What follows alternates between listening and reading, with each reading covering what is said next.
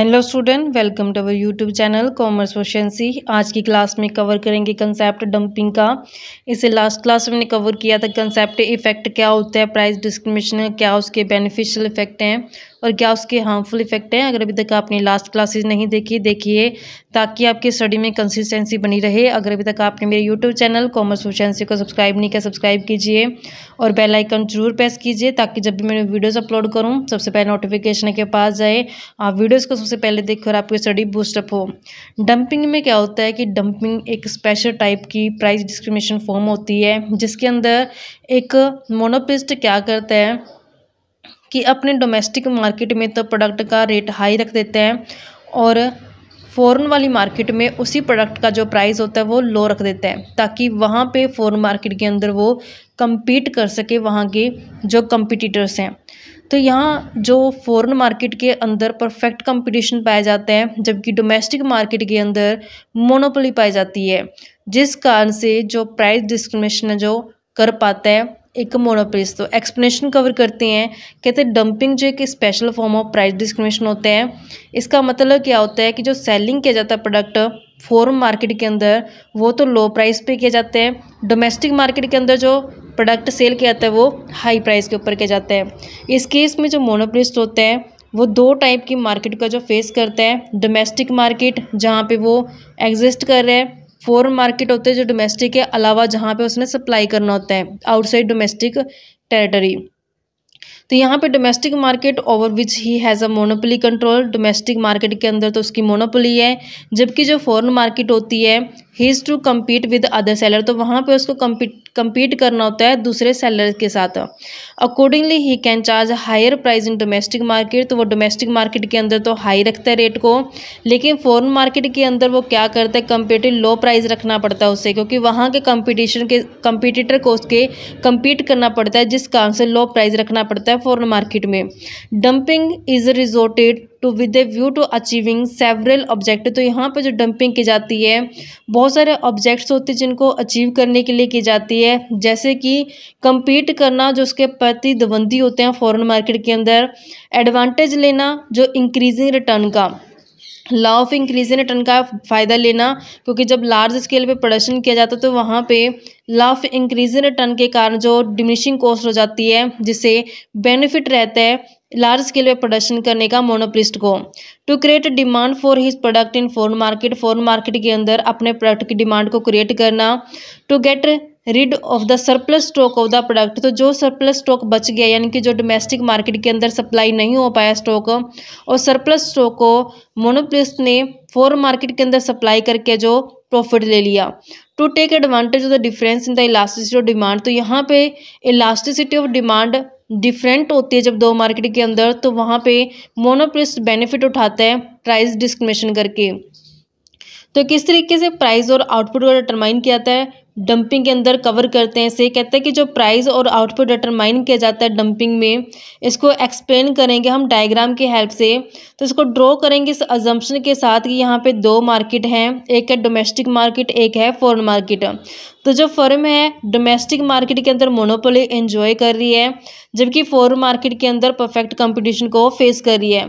तो जो मोनोपोलिस्ट है वो इक्विलिब्रियम में तब होगा जब वो प्रॉफिट को मैक्सिमम ले रहा होगा।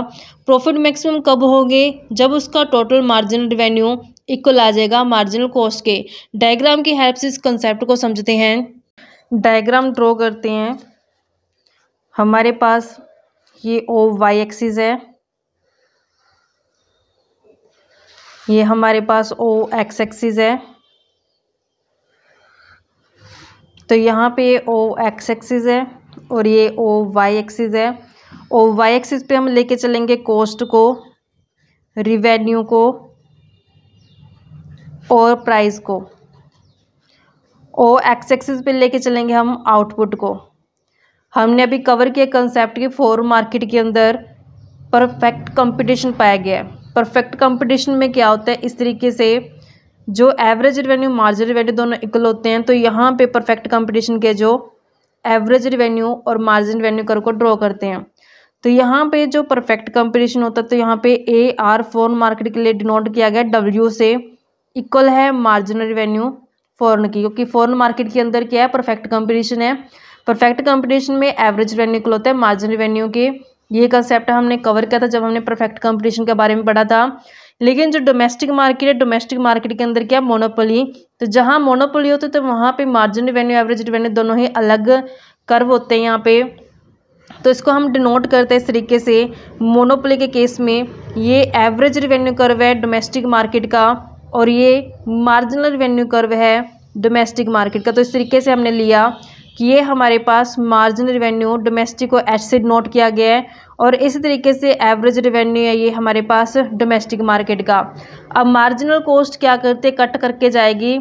जो ये हमारे पास मैक्सिमम प्रॉफिट को दिखाने के लिए हमने यहाँ पे जो लेना है वो जॉइंट जो टोटल उठा के चलेंगे फॉरेन और डोमेस्टिक मार्केट की जो मार्जिनल रेवेन्यू होती है। मार्जिनल रेवेन्यू जहाँ पे इक्वल होगी मार्जिनल कॉस्ट के, तो वहाँ पे जो ऑप्टिमम लेवल ऑफ आउटपुट का डिटरमाइन किया जाएगा। तो मार्जिनल कॉस्ट कर्व को ड्रॉ करते हैं अब हम। तो मार्जिनल कॉस्ट कर्व जो इस तरीके से हम इसको ड्रॉ करके चलेंगे तो ये हमारे पास मार्जिनल कॉस्ट कर्व है जो आ जाएगा। तो मार्जिनल कॉस्ट कर्व है जो हमने ड्रॉ कर दिया। अब कितना आउटपुट प्रोड्यूस किया जाएगा एक मोनोपोलिस्ट द्वारा, तो डिपेंड करेगा कि जहाँ पे मार्जिनल कॉस्ट ने जॉइंट जो मार्जिनल रेवेन्यू है डोमेस्टिक प्लस फॉरेन की उसको इंटरसेक्ट किया है, वहाँ पे वो ऑप्टिमम लेवल ऑफ आउटपुट को लेके चलेंगे। इसकी एक्सप्लेनेशन कवर करते हैं कि जो ये हमारे पास ये जो ये लाइन दी गई है इसको नाम देते हैं पी और यहाँ पे इसको देते हैं डी। कि जो ये पी और जो ये डी लाइन है, पी डी लाइन है, ये हॉरिजॉन्टल लाइन जो दिखाई गई है ये एवरेज रेवेन्यू कर्व है फॉरेन मार्केट का जहाँ पे परफेक्ट कंपटीशन पाया गया है। और परफेक्ट कंपटीशन में क्या होता है कि जो एवरेज रेवेन्यू होती है मार्जिनल रेवेन्यू दोनों ही इक्वल होती हैं। नेक्स्ट आता है कि मोनोपोली के केस में कि डोमेस्टिक के अंदर डोमेस्टिक मार्केट में मोनोपोली है तो यहाँ पे जो डिमांड कर्व है एवरेज रेवेन्यू कर्व उसका स्लोप क्या है, डाउनवर्ड है। और जो मार्जिन रेवेन्यू कर्व है इसका भी स्लोप डाउनवर्ड है, लेकिन जो मार्जिन रेवेन्यू है वो बिलो आता है उसका स्लोप एवरेज रेवेन्यू के। तो यहाँ पे हमने दिखाना है आउटपुट का लेवल कि कितना आउटपुट है जो प्रोड्यूस करेगा मोनोपोलिस्ट। तो डिपेंड करेगा कि जो ये मार्जिनल कॉस्ट है इस मार्जिनल कॉस्ट ने कंबाइंड मार्जिन रेवेन्यू कर्व को किस पॉइंट के ऊपर इंटरसेक्ट किया है। कंबाइंड मार्जिन रेवेन्यू के अंदर कवर करके चलेंगे हम डोमेस्टिक और फॉरेन मार्केट की मार्जिन रेवेन्यू दोनों को। तो जब हमें टोटल आउटपुट का लेवल पता चल जाएगा फिर उस आउटपुट में कितना आउटपुट है जो फॉरेन मार्केट के अंदर सप्लाई किया जाएगा और कितना डोमेस्टिक मार्केट के अंदर सप्लाई किया जाएगा। तो ये जो ये प्रोपोर्शन होता है वो उतना होगा कि जहाँ पे जो मार्जिन रेवेन्यू होगी ईच मार्केट वो इक्वल हो जाएगी। इस डायग्राम में हमें कंबाइंड मार्जिन रेवेन्यू डिनोट करने के लिए इसको नाम देते हैं, मान लेते हैं कि ये ए है और जो ये पॉइंट है हमारे पास मार्जिन रेवेन्यू ये वाला ये आर है और जो हमारे पास यहाँ पे इसको टी ले लेते हैं और ये डी। तो यहाँ पे जो कंबाइंड मार्जिन रेवेन्यू आती है वो इस तरीके से लेंगे ए आर टी डी। ये हमारे पास कंबाइंड मार्जिन रेवेन्यू है जहाँ पे हमने यहाँ से यहाँ तक डोमेस्टिक लिया, आगे हमने फॉरेन की जो मार्जिन रेवेन्यू को कंसीडर किया है। तो यहाँ पे जो कंबाइंड मार्जिन रेवेन्यू है जो ए आर टी डी इसको मार्जिनल कॉस्ट कर्व ने यहाँ पे इंटरसेक्ट के इस पॉइंट के अंदर। तो यहाँ से हमें पता चल जाता है कि आउटपुट लेवल कितना होगा जब हम इस पॉइंट को नीचे बिलो ड्रॉ करते हैं। तो हम इसको एम नाम से नोट कर लेते हैं। तो यहाँ पर जो टोटल आउटपुट प्रोड्यूस किया जाएगा मोनोपोलिस्ट द्वारा कितना किया जाएगा ओ एम तक। तो इस टोटल आउटपुट में से कितना उसने डोमेस्टिक मार्केट में सप्लाई करना है कितना फॉरेन में करना है, तो इसको वो डिस्ट्रीब्यूट करके चलेगा टोटल आउटपुट को दोनों हिस्सों में।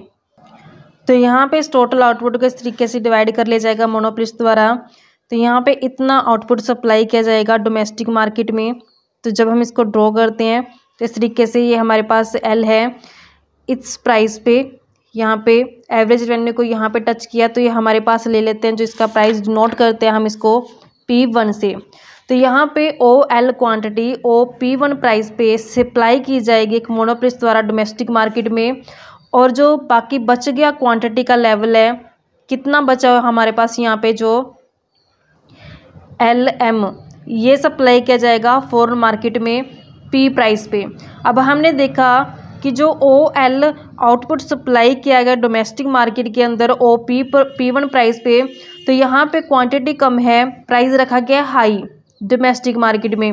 अब यहाँ पे फॉरेन मार्केट के अंदर आउटपुट की क्वांटिटी ज़्यादा है और प्राइस रखा गया कम as compare to domestic market. तो इस तरीके से जो डंपिंग की गई है एक मोनोपोलिस्ट द्वारा, लेकिन जब डंपिंग की जाए एक मोनोपोलिस्ट द्वारा तो उसको एक चीज़ ध्यान में रखनी है कि ऐसा ना हो कि एक ट्रेडर क्या करे कि फॉरेन मार्केट से हमारे प्रोडक्ट को सेल करके उसको आगे री इम्पोर्ट कर दे हमारे डोमेस्टिक मार्केट के अंदर।